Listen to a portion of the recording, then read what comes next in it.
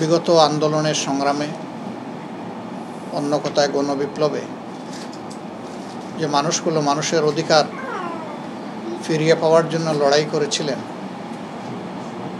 তাদের মধ্য থেকে বেশ কিছু মানুষকে অত্যন্ত নির্মমভাবে হত্যা করা হয়েছে। আমরা এই হত্যাকাণ্ডের নিন্দা জানাই এবং পাশাপাশি আল্লাহ তাআলার দরবারে দোয়া করি, দেশের জন্য যারা তাদের সর্বোচ্চ মূল্যবান সম্পদ জীবন উৎসর্গ করে গেলেন, আল্লাহ যেন তাদেরকে শহীদ হিসাবে কবুল করেন। তাদের বেতাতুর সন্তপ্ত পরিবার, এই পরিবারগুলোকে আল্লাহ যেন উত্তম ধৈর্য ধারণ করার তৌফিক দান করেন। পরিবারের বেঁচে থাকা সদস্য যারা আছেন, আল্লাহ নিজেই যেন তাদের অভিভাবক হন। আমরা দুইজন শহীদের স্ত্রীর মুখ থেকে সরাসরি কথা শুনেছি। এই কথাগুলো শোনার পরে আসলে আমারও আর বুকের ভিতর থেকে কথা বের হচ্ছে না। বিশেষ করে শহীদ জাহাঙ্গীরের ওয়াইফ যখন বিস্তারিত বর্ণনা দিচ্ছিলেন, আমি একজন রাজনৈতিক কর্মী হওয়া সত্ত্বেও আমার মনে হচ্ছিল যে আমার কলিজা ভেঙে টুকরা টুকরা হয়ে যাচ্ছে। তারা উভয়ই হত্যাকারীদের বিচার চেয়েছেন এবং হত্যাকারীদেরকে যারা নির্দেশদাতা তাদেরও বিচার চেয়েছে। এটা আজকে বাংলাদেশের 11 কোটি মানুষের দাবি, আমারও দাবি, আমাদের সবার দাবি। আজকে সাংবাদিকতার এই মহান পেশায় আপনারা যারা নিয়োজিত আছেন, আপনাদের মতোই তো কর্মচঞ্চল আপনাদের আরেকটা সহকর্মী ছিল মেহেদী হাসান। আজকে যেখানে আপনারা মিডিয়া কভার করছেন, সেও বেঁচে থাকলে এইভাবে মিডিয়া কভার করত, কিন্তু জালিমের বুলেট এবং অস্ত্রের আঘাত দুনিয়া থেকে তাকে নিয়ে গেল। শহীদের স্ত্রী বলেছেন, তার স্বামীকে হত্যা করেই তারা শান্ত হয়নি, বরঞ্চ স্বামীর বুকের উপর তিনি জুতার ছাপ দেখেছেন। কি বর্বরতা, কি নিষ্ঠুরতা! আল্লাহ তাআলা সবচেয়ে বড় বিচারক এবং সেদিনের বিচার হবে একদম নিখুঁত, স্বচ্ছ, সঠিক বিচার। ওই বিচারকে প্রভাবিত করার শক্তি কারোই নেই। তবে হ্যাঁ, আল্লাহ তাআলার এটাও সুন্নত যে দুনিয়ায় আল্লাহ বিচারের একটা অংশ করেন এবং সেটা মানুষকে দেখান এই কারণে যে মানুষ যাতে এখান থেকে শিক্ষা নেয়। শহীদ জাহাঙ্গীরের স্ত্রী তিনি তার আকুতি ব্যক্ত করেছেন যে আমার স্বল্প আয়ের এই স্বামী, আমরা খাই না খাই আমরা সুখের সংসারে ছিলাম, একবেলা খেলেও আমরা সুখে ছিলাম, এখন এই শূন্যতা আমাদেরকে কষ্ট দেয়, পীড়া দেয়, তার সাথে আমরাও এই কষ্টের অংশীদার। তিনি বলেছেন বাড়িতে তাদের মাথা গুজার কোনো ঠাঁই নাই, মাথার উপরে কোনো ছায়া নাই, ঢাকায়ও নিজস্ব কোনো থাকার জায়গা নাই। স্বামীর কষ্টের সংসারে সবর করে তারা চলতেন। ছেলেটাকে এক চোখ দেখে নিলাম, সেও যে খুব বড় হয়েছে বিষয়টা এমনও না, আর একজন তো এখনো কুলের কাঁচা শিশু। তিনি কাঁচা শিশুটাকে নিয়ে বিশেষভাবে উদ্বিগ্ন যে একে মানুষ করবেন কিভাবে। বোন, আপনার স্বামী জাতির জন্য জীবন দিয়েছে, এই জাতির দায়িত্ব আছে আপনার পরিবারের প্রতি। আমরা আশা করব সরকার এই সমস্ত বিষয়ে নজর দেবে, কিন্তু সরকারের দিকে চেয়েই আমরা বসে থাকতে পারি না, আমাদেরও কিছু দায় আছে। যেহেতু আমরা সকলেই মজলুম ছিলাম, নির্যাতিত ছিলাম এবং জুলুমের কালো ছায়া সরিয়ে ফেলার জন্য এই লড়াই ছিল। আপনারা ইতিমধ্যে হয়তো জেনেছেন বা দেখেছেন, আমরা শহীদ পরিবারগুলোর কাছে যাওয়ার চেষ্টা করছি, তাদের কষ্টের অংশীদার হওয়ার চেষ্টা করছি। আমরা এরকম কাঁচা শিশু দুই একটার, ফুলের শিশু দুই একটার আল্লাহর উপর ভরসা করে আমরা দায়িত্ব নিয়েছি। আপনার শিশুরও দায়িত্ব আমরা নিলাম আল্লাহ ভরসা। এই শিশু প্রাপ্তবয়স্ক হওয়া পর্যন্ত তার বেঁচে থাকা, বেড়ে ওঠা, মানুষ হওয়ার জন্য আল্লাহ আপনাদেরকে সাহায্য করুন আর আর্থিক প্রয়োজনটা আল্লাহ যেন আমাদেরকে পূরণ করার তৌফিক দান করেন। আমরা আশা করব শুধু এই পরিবার নয়, এইরকম যতগুলা পরিবার অসহায় হয়ে পড়েছে, সরকার অগ্রাধিকারের ভিত্তিতে তাদের ব্যাপারটা অ্যাড্রেস করবে, দেখবে। বিচারের ব্যাপারে ওনারা সহায়তা চেয়েছেন। বিচার পাওয়া সকল নাগরিকের অধিকার। আমরা আপনাদেরকে আশ্বস্ত করছি, আমাদের অবস্থান থেকে ইনশাআল্লাহ আমরা সর্বোচ্চ সহযোগিতা করব। শুধু আপনারা না, এরকম যারাই এই ঘটনার ভিকটিম, আমরা যাদের কাছেই পৌঁছতে পারবো তাদের পাশে থাকবো ইনশাআল্লাহ। আমরা প্রতিহিংসা প্রতিশোধের রাজনীতিতে বিশ্বাস করি না, কিন্তু অপরাধের শাস্তি হোক এটা আমরা চাই। অপরাধের শাস্তি যদি না হয় তাহলে অপরাধ সমাজে বন্ধ হবে না। একটা খুন আরও 10টা খুনকে উৎসাহিত করবে। এই জন্য খুনের ধারা অপরাধের দ্বারা বন্ধ হওয়ার জন্যই সুবিচার পাওয়া উচিত। বর্তমান প্রধান বিচারপতি তার দায়িত্ব নেওয়ার দিনেই একটা গুরুত্বপূর্ণ কথা বলেছেন, যে আগেই পবিত্র অঙ্গনে মিথ্যাকে সত্যে পরিণত করা হয়েছিল এবং সত্যকে মিথ্যায় পরিণত করা হয়েছিল।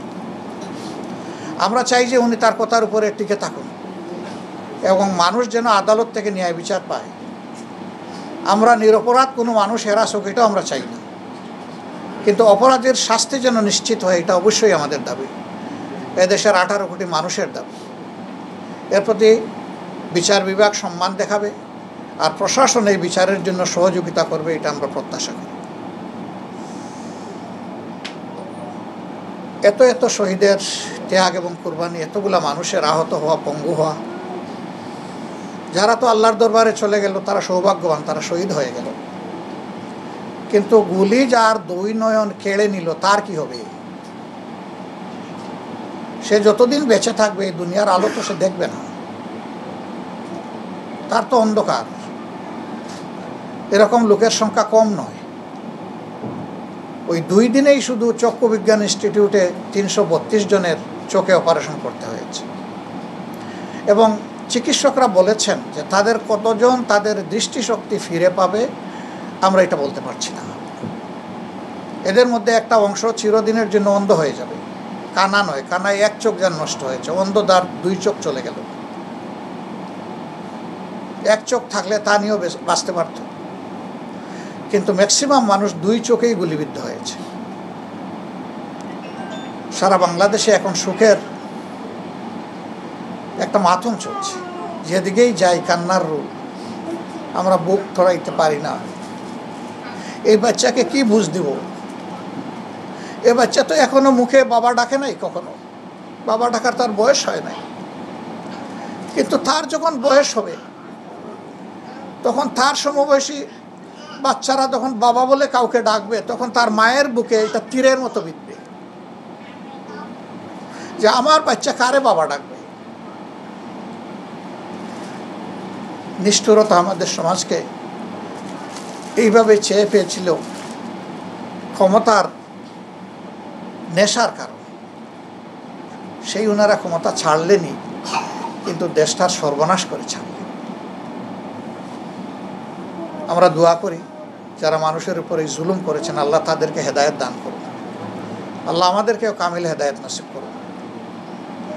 তারা যদি হেদায়েতের প্রতি ফিরে আসেন, তারা যদি আল্লাহর দরবারে তওবা করেন, তাদের জন্য সৌভাগ্য, জাতির জন্যও সৌভাগ্য।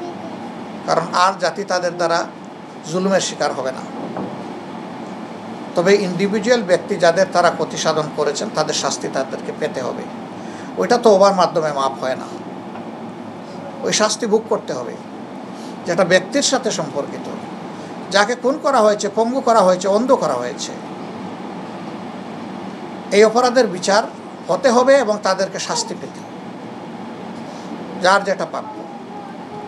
সাংবাদিক বন্ধুগণ, আমি কথা বাড়াবো না।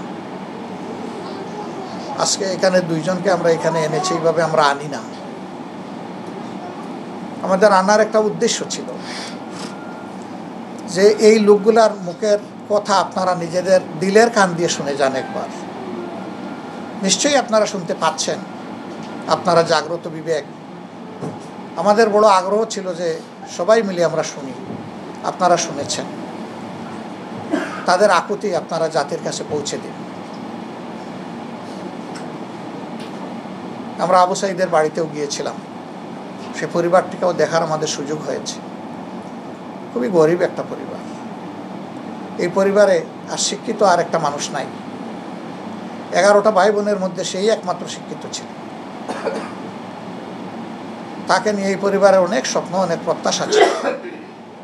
একটা নিরস্ত্র ছেলে অধিকারের জন্য দাবি করে, আশা করে বুক পেতে দিয়েছিল যে নিশ্চয়ই আমি নিরস্ত্র মানুষ, আমাকে গুলি করবে না।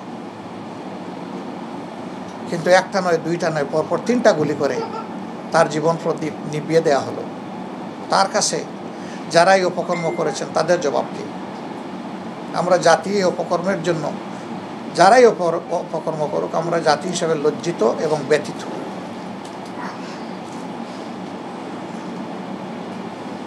একটা পরিবর্তন এসেছে, কিন্তু এই পরিবর্তনের পরে আবার যাতে জুলুমবাজরা কেউ ফিরে আসতে না পারে এবং একই অপরাধের পুনরাবৃত্তি না হয়, এই জন্যে মিডিয়াকে বলা হয় ওয়াচ ডগ। আমরা আশা করব সেই দায়িত্বটা আপনারা নিপুণভাবে পালন করবেন। সকল ভয়, ভীতি, সংকোচের ঊর্ধ্বে উঠে আপনারা সাদাকে সাদা বলবেন, কালোকে কালো বলবেন, এবং আমরাও যেন সাদাকে সাদা বলতে পারি, কালোকে কালো বলতে পারি। আমাদেরকে আপনারা সাহস এবং শক্তি যোগাবেন। আমাদেরও যদি কোনো বাড়াবাড়ি ভুল দেখেন আমাদেরকে ধরে দিবেন, আমাদেরকেও ছাড়বেন না। কারণ আমাদের ভুলের কারণে জাতির ক্ষতি হোক, এটা আমরা চাই না। আমরা এই দেশকে, দেশের মানুষকে ভালোবাসি, এটাই আমাদের অপরাধ। আমাদের এই ভালোবাসায় কোনো কম্প্রোমাইজ নাই, কোনো অপশক্তির কাছে আমরা মাথা নত করিনি, যার কারণে পরপর আমাদের 11 জন নেতাকে দুনিয়া থেকে বিদায় করে দেওয়া হয়েছে। আমাদের 450 সহকর্মীকে এই সময়ের মধ্যে এই ঘটনা ছাড়াও, সম্প্রতি ঘটনা ছাড়াও খুন করা হয়েছে। আর এই ঘটনায় কত হয়েছে আল্লাহই ভালো জানেন, এখন আমরা পুরা হিসাব নিয়ে উঠতে পারিনি। তবে এখন আমরা আমাদের কর্মীকে আর কর্মী নয়কে, এইটার ডিফারেন্স আমরা টানতে চাই না। এই আন্দোলন ছিল সামগ্রিক গণবিপ্লব। এখানে যারাই শহীদ হয়েছেন আমরা মনে করি সবাই আমাদের শহীদ। এখানে কোনো দল নাই, মত নাই, ধর্ম নাই, বিভেদ নাই।